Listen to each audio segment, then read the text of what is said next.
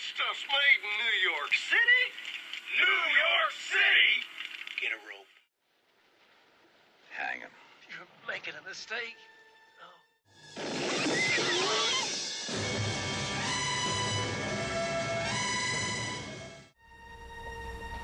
When you hang a man, you better look at him.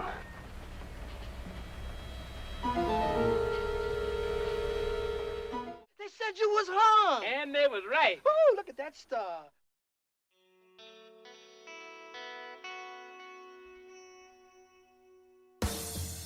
The national season opener at Fox Raceway wasn't second verse, same as the first. It was seventh verse, as Jet Lawrence continues his unbeaten streak, both at Paula and in 450 Pro Motocross.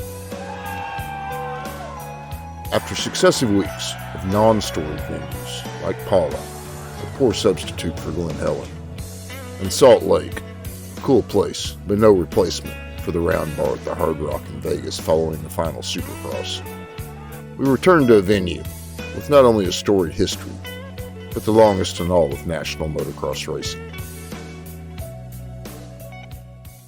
Predating the existence of Supercross, or even the Outdoor National Series, Hangtown's roots are planted in the turn of the 70s. Founded in March 1968, the Dirt Diggers North Motorcycle Club embarked on a plan to present a motocross competition that would bring top riders to Northern California.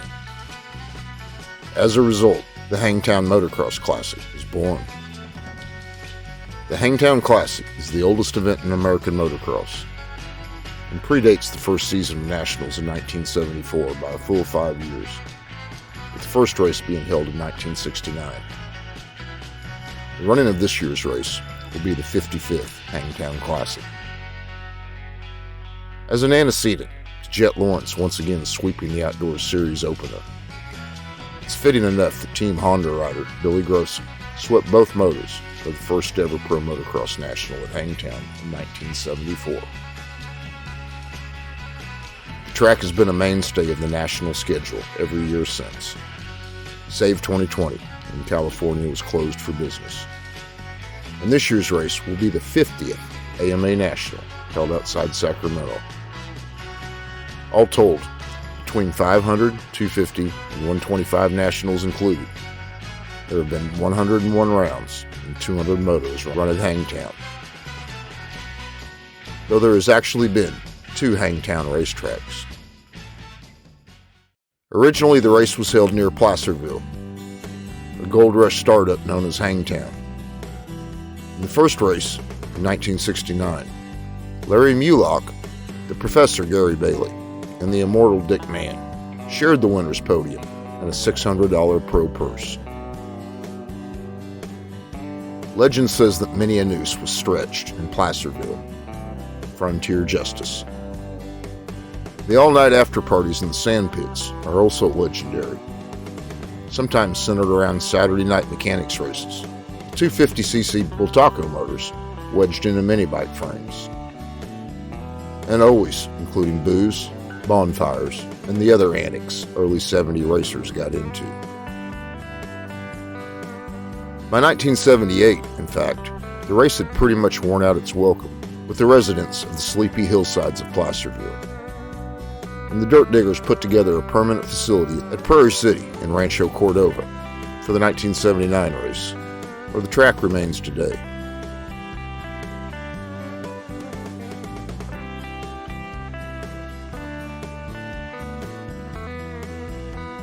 It is akin to Southern California's Glen Helen in one significant way. Like the Glen, it is also one of the most overridden patches of dirt on the planet. And even after a good prep, you'll be bending rims on square edges hammered into the surface for years. Efforts have been made that improve the track temporarily, with everything from truckloads of sand to rice hulls added to the soil in an attempt to soften the surface. But a track is what it is, based on where it's built, and Hangtown's hard, slick base always returns.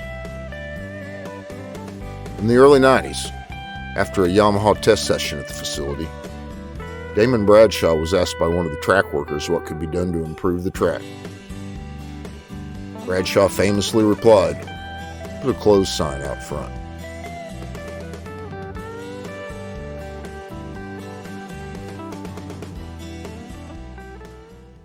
Hurricane Bob Hanna won his first 250 Hangtown in 1978, then repeated at the new facility in 1979 as the defending 250cc national champion. Hanna had actually taken his first win in the 125 class at Hangtown 2 years previous, in 1976, and only his fourth ever national event he competed in.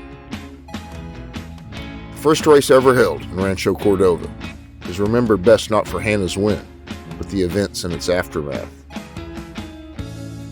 A privateer Mako rider named James Rhoda from Chico, California, with a cashier's check for $3,500, claimed Marty Tripe's works bike from Honda. A legal move, according to the AMA rulebook of the time. There's far more to this story than we've time for, but the short version is Cycle Magazine was allowed by Rhoda to completely disassemble and photograph the Works RC250. And the claiming rule was subsequently quickly abolished by the AMA. 10 years after Hanna's first Hangtown victory, Ricky Johnson took his fourth and final Hangtown win in 1988 of an epic season-long battle with Kawasaki's Jeff Ward. In Gainesville, at the first 250cc National of the season, Team Honda's Rick Johnson won the opening moto, while Jeff Ward finished second. In moto number 2, the win went to Ward, while the best Johnson could do was finish third. Ward took the overall win, and with round 1 of the 6-event series completed, was on top of the standings by a slim 2-point margin. Next, the two are headed for Sacramento, California, at the Dirt Diggers North Motorcycle Club famed Hangtown. Team Honda's defending 250cc national champion, Rick Johnson, took over the series point lead by winning both motos. Jeff Ward, however, stayed well within reach of Johnson by finishing second twice.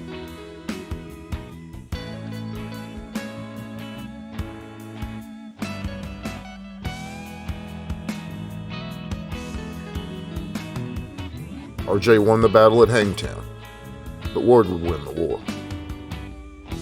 DNF in the second moto at the Lake Sugar Tree National torpedoed Johnson's title hopes. The very next season, Johnson would break his wrist at the season opener in Gainesville. Ricky somehow overcame the injury to win one last 250 race at the Gatorback National the following year, but was never the same again and retired soon thereafter.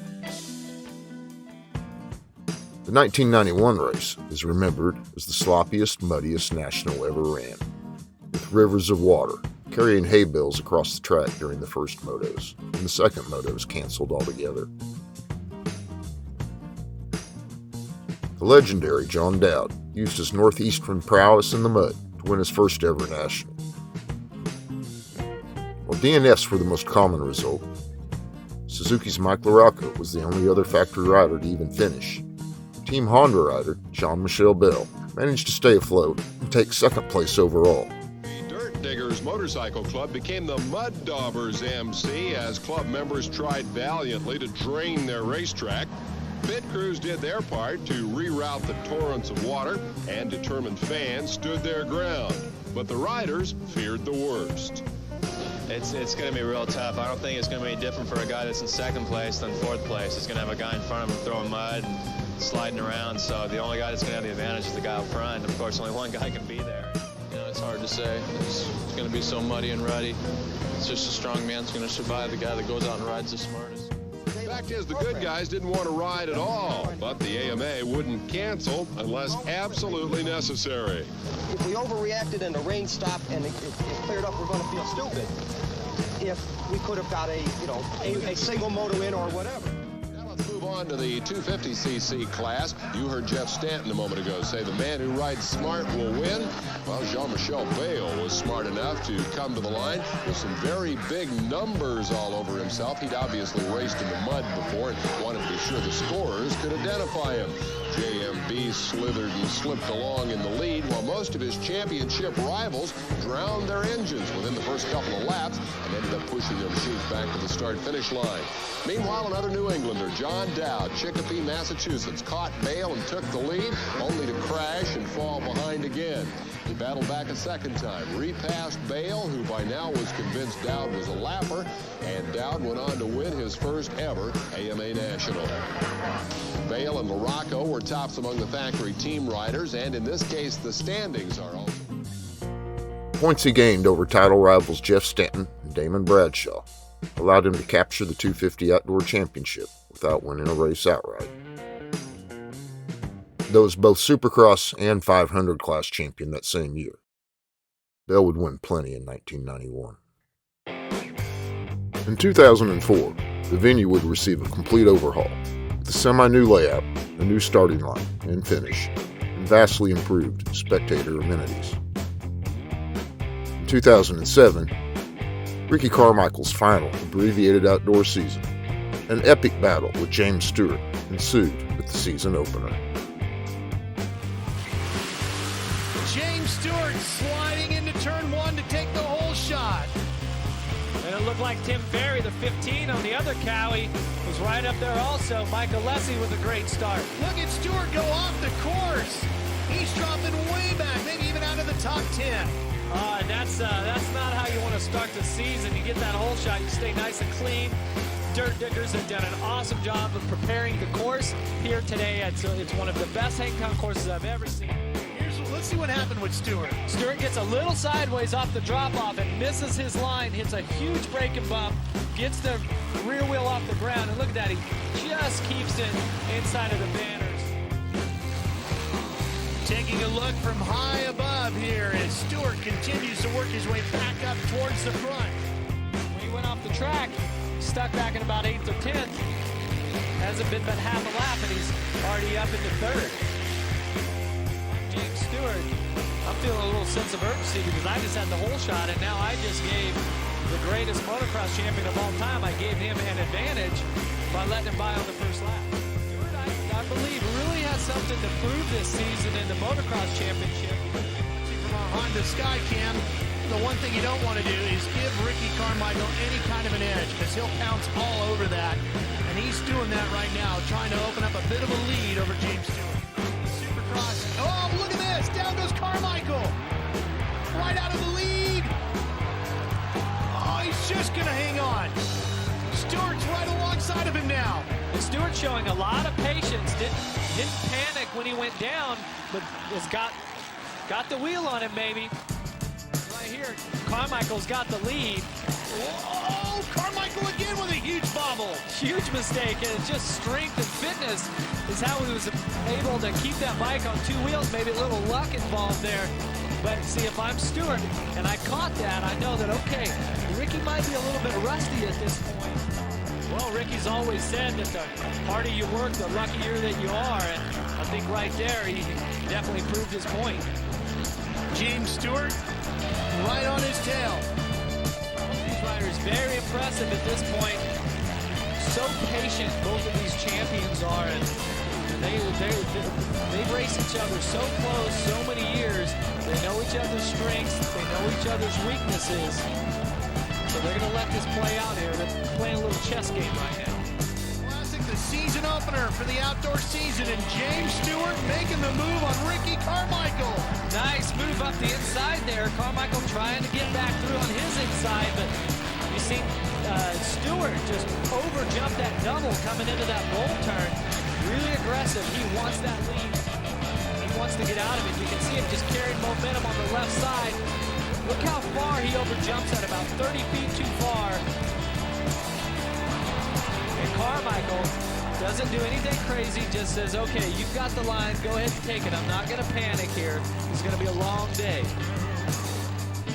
Riders know that, you know, second is as good as a first at this point. It's the second motor that's really going to count. Carmichael making a run at Stewart. No doubt about it. Here they come down the hill. The crowd on their feet. One last charge. There's not a lot of room to pass here just before the finish. Stewart to the checkered flag, wins moto number 1 here at the Honda Hangtown Classic. Carmichael will finish second. They'll take a quick break and line him up for moto number 2. Ricky Carmichael is in the lead still. Nice comfortable lead at this point. If Stewart has dropped back to the 3rd position, that's going to leave a huge lead for Ricky Carmichael. For this whole season, he's not going to let this thing go away with just one race. He knows Ricky's not going to be here for the whole season. Ricky on his final lap. Ricky Carmichael going to put the number 4 on the top step of the podium one more time here in Hangtown. This will be his 5th Hangtown win as he makes his way down the hill to the cheers of the crowd. The crowd is definitely responding. Just amazing for him to come back and win the overall again. Ricky Carmichael wins the Honda Hangtown Classic. Well, the stock car racer came back to run a little motocross and ends up winning the curtain raiser to the 2007 season. Stewart won the first moto, but Ricky won again on the day with a 2-1 score. Despite winning the next 4 nationals in a row, RC did retire as promised, clearing the way for Stewart's first 450 title. But then Stewart blew out his knee in the Meshuggah, and Yamaha's Grant Langston would be champion at year's end.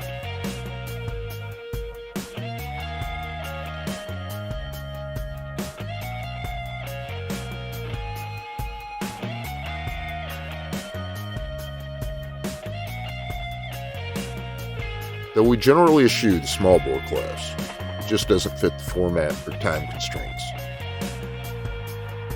One would be remiss not to mention Eli Tomac's first ever national win, the 250 in 2010, in his first race ever at Hangtown. Chaos. Kennard makes a bunch of mistakes, and for the first time on the map, the 243, the rookie Eli Tomac moves up to 3rd. And it was surprising everyone, his drive through the pack. He just kept pushing forward and just kept charging. Eli Tomac out front with the possibility to win his first ever pro national motocross. And the big finish right here is going to come from number 243. Eli Tomac, who's still one of the fastest riders on the track, even though it looked like he kind of missed his berm right there. 2 laps to go. Right now, look at that. Nothing better than the checker, except for the checker flag. Then the white flag, 1 to go for Eli Tomac. Fresh out of the amateur ranks, won the Aeronautiques Loretta Lynn Championship last year. And as much as people expected from Eli Tomac coming in here, maybe open some eyes, turn some heads, top 5, maybe a podium. I don't know if people expected a victory. 2 turns to go, and the son of John and Kathy Tomac is going to do it. How about this? In his first ever pro race, Eli Tomac wins at Hangtown. An unbelievable performance for that young man, 17 years old, out of Colorado, and he has conquered the best riders in the world. And it's an apt enough segue to get back to the new kid in town, a decade and some change later. Recapping the opening round, this happened, which was a really unnecessary and unfortunate event on press day that will cost Garrett Marchbanks at least part of his outdoor season. This happened, predictably enough. But now it's inside again, deja vu at Fox Raceway. Jet Lawrence goes 1-1 again at the season opener. Beyond the outright sheer speed advantage, once again fastest qualifier, the race served to reinforce Jet Lawrence's real strength. His perhaps unprecedented ability to get out front and control the pace of the race. We likely still haven't seen his top end speed. And this happened. Phil Nicoletti holding up Chase Sexton. And that's a win for all us grumpy old guys. Great job by the retiree at 35 in the first race of the year at a track he despises. You're a damned legend, Phil. Though it took him a bit to get through first Nicoletti, and quite a bit longer to get past Hunter, In the end, it was shades of last year's second moto, with Sexton shadowing Jet all the way to the checkered flag, despite running off the track in the closing lap. The pair were some 35 seconds abreast of the field. So Chase may have the outdoor speed on the KTM that showed on the Honda in previous years. But the bigger problem may be that he has to deal with two Lawrence brothers instead of one.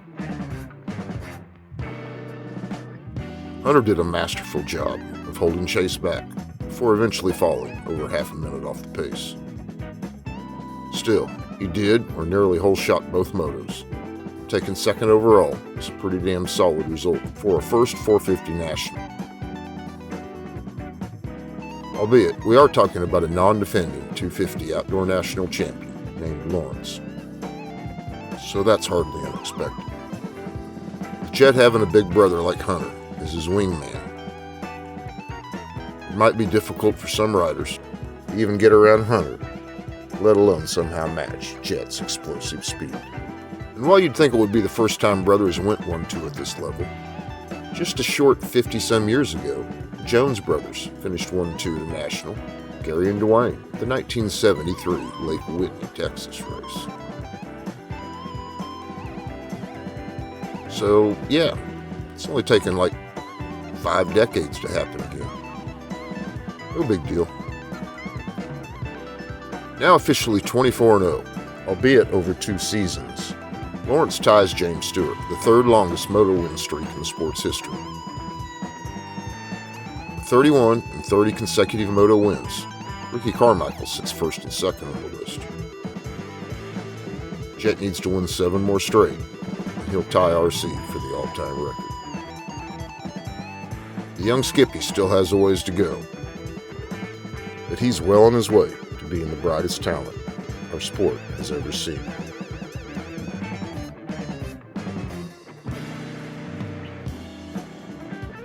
And hey, if you like this video, please like this video.